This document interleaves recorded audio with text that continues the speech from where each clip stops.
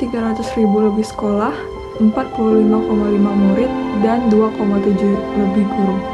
Tetapi Indonesia termasuk negara yang paling rendah dalam segi pendidikan. Menurut PISA pada tahun 2018, Indonesia berada di peringkat ke-71 dari 78 negara. International Student Assessment atau Program Penilaian Pelajar Internasional. Program ini diselenggarakan oleh OECD atau Organization for Economic. Organisasi ini diadakan pada tahun 2000 dan diikuti oleh banyak negara termasuk Indonesia.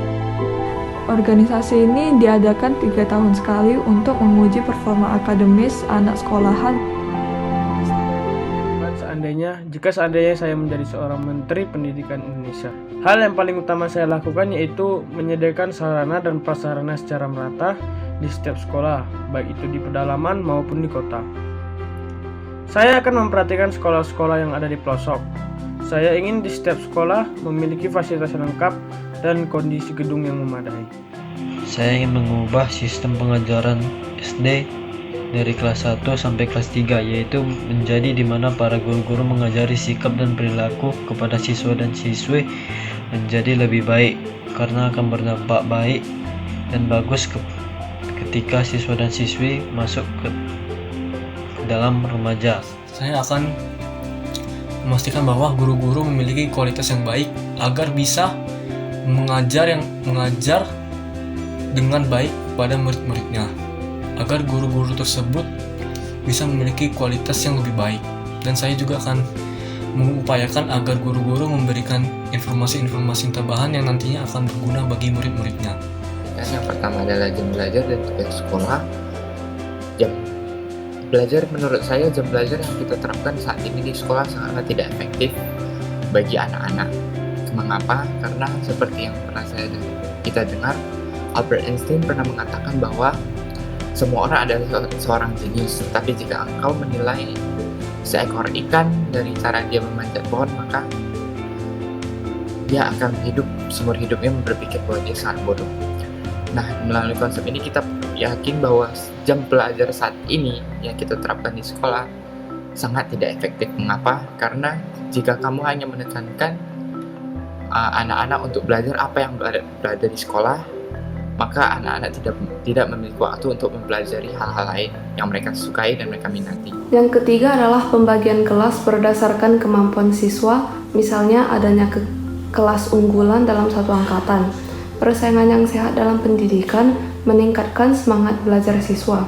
Kompetisi mendorong siswa untuk bersaing untuk menjadi yang terbaik. Tentunya dalam persaingan tersebut harus ada kesetaraan.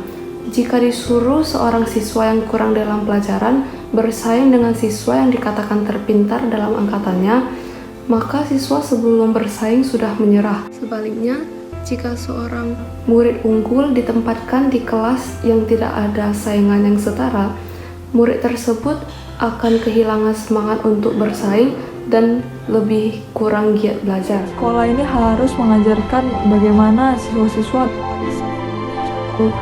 mengenal diri sendiri lebih dalam, seperti kekuatan atau kelemahannya.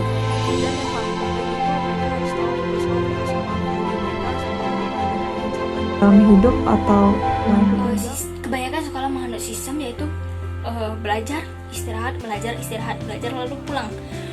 Itu sebenarnya tidak terlalu masalah.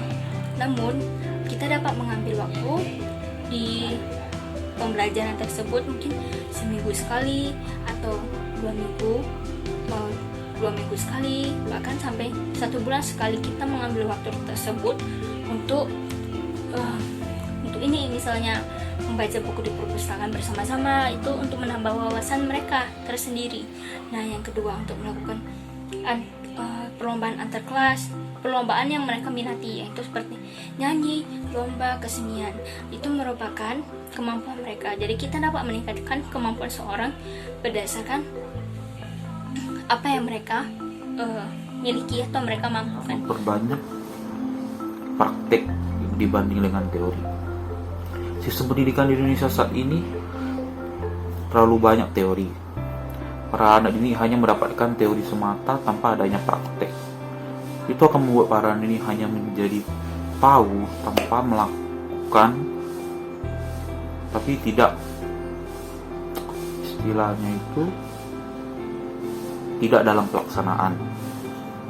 Terlebih lagi dalam pendidikan moral dan sikap. Guru-guru hanya mengatakan, kamu harus buang sampah pada tempatnya, kamu harus hormati orang tuamu, kamu harus menghargai sesama. Namun tidak ada prakteknya. Alhasil anak didik hanya tahu tapi tidak melaksanakannya.